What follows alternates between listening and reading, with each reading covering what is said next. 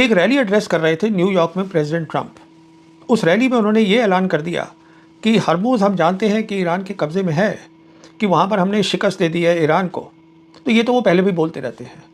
नई बात ये बोल दी कि बहुत जल्दी मैं ऐलान करने वाला हूँ कि जो स्ट्रेट ऑफ हरमुज़ है वो अमेरिकन टेरिटरी है, कि वो अमेरिका का है। बहुत बड़ी बात है ये, क्योंकि अगर अमेरिकन प्रेसिडेंट ये बोलता है कि स्ट्रेट ऑफ हरमुज़ अमेरिका की टेरिटरी है, इसका मतलब अमेरिका को उसको डिफेंड करना है। हरमुज़ हम जानते हैं कोई आम ताम जगह नहीं है। वहाँ से गल्फ़ का 20% ऑयल और गैस दुनिया को जाता है। गल्फ़ जो है, जो हरमुज़ है, वो ईरान की टेरिटरी है और दो बड़ी ताकतें आज दुनिया में, चाइना और रशिया, उसको सपोर्ट करती हैं इस बात को। हम ये भी जानते हैं कि जो हरमुज़ है वो ईरानियन मिलिट्री के कब्ज़े में है और रहेगी। कोई तरीका नहीं है कि अमेरिका जो है, अमेरिका की फ़ौज उसको वहाँ से हटा सके। तो सवाल ये है, फिर प्रेसिडेंट ट्रंप ने ये बात ऐलान क्यों की है? एक बात तो तय है कि प्रेसिडेंट ट्रंप बहुत बौखलाए हुए हैं, और वो लाजमी भी है। 10 कारण दूंगा कि क्यों बौखलाए हुए हैं। पर दूसरी बात यह है, फिर भी ऐसा बोलना ये बात को संकेत करता है कि क्या कुछ बातचीत चल रही है अमेरिका के अंदर। क्या प्रेसिडेंट ट्रंप अपने सीनियर मिलिट्री कमांडर्स के साथ कोई रास्ता ढूंढ रहे हैं, किस तरीके से हरमुज़ को खोला जाए या ईरानियंस को वहाँ शिकस्त दी जाए। अब मिलिट्री ताकत से तो हो नहीं सकता, तो क्या अमेरिका टैक्टिकल न्यूक्लियर वेपन इस्तेमाल करने की बात कर रहा है वहाँ? मैं जानता हूँ ये लोगों को हंसी आएगी इस बात पे, पर हमें इस बात को थोड़ा संजीदगी से सोचना चाहिए। कारण उसका ये है कि देखिए, अमेरिका इकलौता मुल्क है दुनिया में जिसने न्यूक्लियर वेपन इस्तेमाल करे हैं, किसी और मुल्क ने नहीं करे। और दूसरा कारण ये है कि अमेरिका वो मुल्क है जो वर्ल्ड वॉर 2 जीता, कोल्ड वॉर जीता, पूरी दुनिया में यूनिपोलर में इकलौती सुपर पावर था।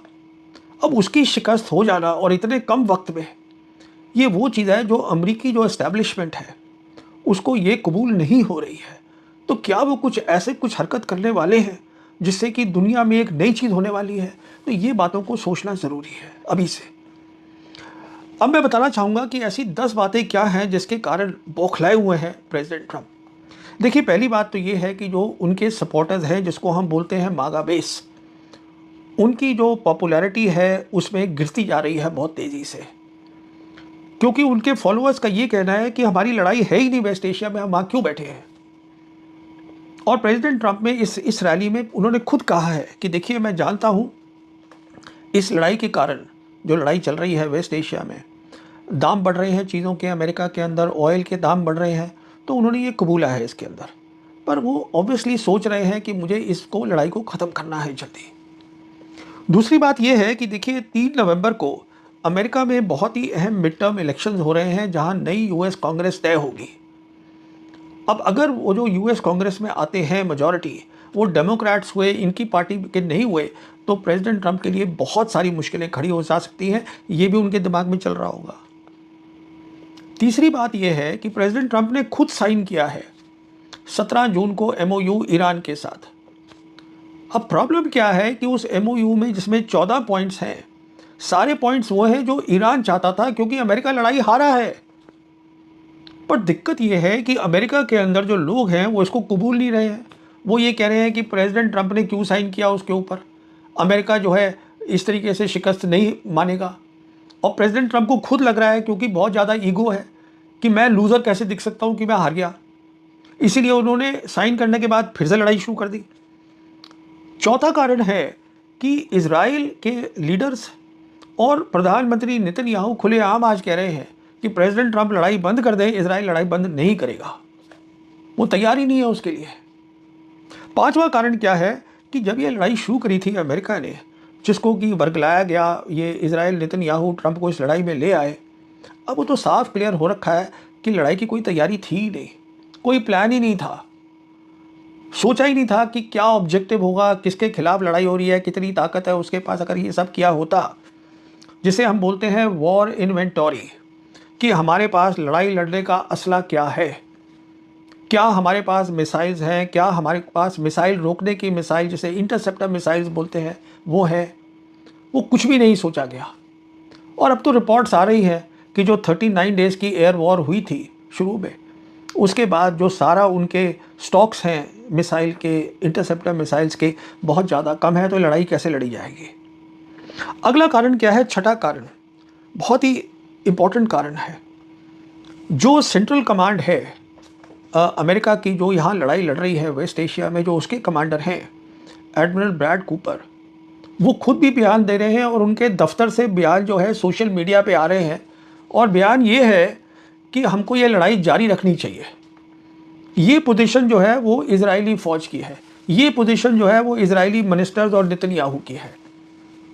ब्रैड कूपर जो कि यूएस मिलिट्री के हैं, अगर उनकी ये असेसमेंट है, ये सोच है, तो उनको ये पब्लिक नहीं करनी चाहिए, सोशल मीडिया पे नहीं देनी चाहिए। उनको ये बतानी चाहिए अपने सीनियर कमांडर को, जो कि जनरल केन है, chairman joint chiefs of staff. वो नहीं कर रहे हैं ये। इसको हम मिलिट्री लैंग्वेज में बोलते हैं कमांड ब्रेकडाउन। बहुत ही सीरियस बात है। यूएस मिलिट्री का टॉप कमांडर पब्लिकली वो कह रहा है जो ट्रंप नहीं चाहता। ट्रंप वो लड़ाई बंद करके बाहर जाना चाहते हैं, सीरियस मामला है। सातवां कारण देखिए, किसी भी मुल्क के पास जो एयरक्राफ्ट कैरियर होते हैं, और ख़ासकर जो अमेरिका के एयरक्राफ्ट कैरियर हैं, वो अमेरिका की शान है। अब ये रिपोर्ट्स हैं कि जो अब्राहम लिंकन एयरक्राफ्ट कैरियर है, जो कि पिछले 250 दिन से समुंदर में है, सिर्फ एक बार पोर्ट कॉल करा है, जिसके ऊपर 5000 जो है वो फ़ौजें हैं अमेरिका की। वहाँ पर मोराल लो है, खाना नहीं मिल पा रहा है। 8 क्रू मेंबर्स ने, रिपोर्ट आ रही है, सुसाइड कमिट कर ली है। क्रू मेंबर्स की जो फैमिली है वो बात कर रही हैं सोशल मीडिया पे कि जो है वहाँ बहुत दिक्कत हो रही है, हमारे वहाँ पे जितने भी लोग हैं उनको। तो जो सेक्रेटरी ऑफ वॉर हैं अमेरिका के, पीट हेग्सेथ, उनका काम है इसकी डिटेल में जाना, पता करना क्या हो रहा है और उसको ख़त्म करना उस दिक्कत को। वो पब्लिकली कह रहे हैं कि कुछ भी नहीं है ऐसा, मोराल भी जो है वो कम नहीं हुआ और सब कुछ ठीक ठाक है। तो ये यूएस मिलिट्री में एक तरीके से, क्या इसको बगावती बोलते हैं और क्या बोलते हैं, हर आदमी अपना काम करने में लगा हुआ है, कमांड ब्रेकडाउन है। अगला कारण सुनिए, आठवां कारण, ये जो 8 अगस्त को जो हुआ है मक्का जॉइंट डिफेंस एग्रीमेंट, जिसमें हम जानते हैं 3 मुल्क हैं, पाकिस्तान है, टर्की है, सऊदी अरेबिया है। इसको बिल्कुल कोशिश नहीं करी गई है अमेरिका में समझने की। अमेरिका के जो एनालिस्ट हैं वो अभी भी लगे हुए हैं कि इसकी में जो लिखा है अटैक ऑन वन, अगर एक पे अटैक होगा तो तीनों उसमें लड़ाई में शामिल हो जाएंगे, जो कि नेटो में होता है आर्टिकल 5 में। ये वही बन रहा है, वो नहीं है। मैं समझा चुका हूँ अपने हिंदी के वीडियो में, ये जो जॉइंट, जो attack on one, attack on all जो है, वो यूनाइटेड नेशन के अंडर है, वो नेटो नहीं है, वो अलग चीज़ है वो। पर अमेरिकी जो हैं वो अपने तरीके से सोचते हैं, समझने की कोशिश नहीं कर रहे हैं कि जो नया वर्ल्ड ऑर्डर बन रहा है इसका क्या मतलब है। तो ये सब बातें प्रेसिडेंट ट्रंप को बताई जा रही होंगी, और ये भी बताया जा रहा होगा कि इस एग्रीमेंट के अंदर आज 3 मुल्क हैं, कुवैत है, उसके बाद कतर है लाइन में खड़ा हुआ, वो भी इसको शामिल ज्वाइन करना चाहता है। टर्की कोशिश कर रहा है कि इजिप्ट भी इसके अंदर शामिल हो जाए। तो कहने का मतलब ये है, वो ये भी सोच रहे होंगे कि ये सब मेरे खिलाफ है और इसको मैं जल्दी से जल्दी रोकूं, इसका मतलब मैं हरमोज खोलूं जल्दी से जल्दी, और मैं यहाँ से अगला स्टेप अपना सोचूं। फिर ये भी एक खतरा दिख रहा है। अगली बात बताता हूँ, 9th बात। आज मैं एक अमेरिका का चैनल है ट्रांजिशन प्रोटोकॉल, उसमें था, तो उनके होस्ट ने मुझे बताया कि जो प्रिंस सलमान है सऊदी अरेबिया के, उन्होंने फिर से बात करी है प्रेसिडेंट ट्रंप से और कहा है कि आप इस लड़ाई को आगे ना बढ़ाइए बिल्कुल। और उसका कारण बिल्कुल सही है, क्योंकि आप देखिएगा जो सऊदीज़ हैं वो कोशिश में लगे हुए थे कि हम दोनों जगह अपना पैर रखें लटका अटा के। अमेरिका से भी दोस्ती करी हुई है और चाइना और ब्रिक्स के मेंबर भी हैं। तो अब क्या हुआ है, याद करिएगा कि नवंबर 2025 में प्रिंस सलमान गए थे वाइट हाउस में, जहाँ पे प्रेसिडेंट ट्रंप भी खड़े थे। वहाँ पर ये अनाउंसमेंट करी प्रिंस सलमान ने कि जो सऊदीज़ हैं वो $600 बिलियन अमेरिका में इन्वेस्ट करेंगे। उसके ऊपर प्रेसिडेंट ट्रंप ने ये टिप्पणी करी थी कि भाई 600 की जगह आप 1 ट्रिलियन कर दो। और हम जानते हैं कि अमेरिका की बहुत सारी इन्वेस्टमेंट्स हैं सऊदी अरेबिया में, और ये वो भाषा है पैसे की, डील्स की, जो प्रेसिडेंट ट्रंप को समझ में आती है। तो सऊदी प्रिंस ने यही बताया होगा प्रेसिडेंट ट्रंप को कि इस सब पे खतरा है, मैं इन्वेस्टमेंट नहीं करूँगा, आपकी जो यहाँ इन्वेस्टमेंट्स हैं उन पे भी खतरा है। तो वो उनको बात समझ में आ रही है। तो वो ये एक बड़ी बात, इंपॉर्टेंट बात है। और वो ये भी समझ रहे होंगे कि सऊदी जो है वो इसमें जॉइंट डिफेंस एग्रीमेंट में भी शामिल है। फिर एक और जो बात पता चली वो ये है कि जो यूएई है, जो अभी तक बिल्कुल अलग थलग था, अपना लगा हुआ था, क्योंकि उसका अब्राहम अकॉर्ड है इजराइल के साथ, यूएई की इन्वेस्टमेंट से इतनी इजराइल के अंदर नज़दीक है, इजराइल के नज़दीक है वाशिंगटन के, सोच रहा था कि मैं इन सबसे अलग जो है काम कर सकता हूँ, मुझे ईरान से कुछ लेना देना नहीं है, वो भी अब लाइन पे आ रहा है। जैसे कि मुझे बताया गया, ये जो होस्ट हैं ट्रांजिशन प्रोटोकॉल के, उन्होंने मुझे बताया कि देखिए बहुत सारे हवाई जहाज़ गए हैं, सरकारी हवाई जहाज़ यूएई के, कोई $3 बिलियन कैश लेकर तेहरान गए हैं ईरान को देने। करीबन 2 टन गोल्ड है वो जाके ईरान को दिया है। क्यों? क्योंकि ये कह रहे हैं कि हम आपके साथ अपने रिश्ते जो है सुधारना चाहते हैं।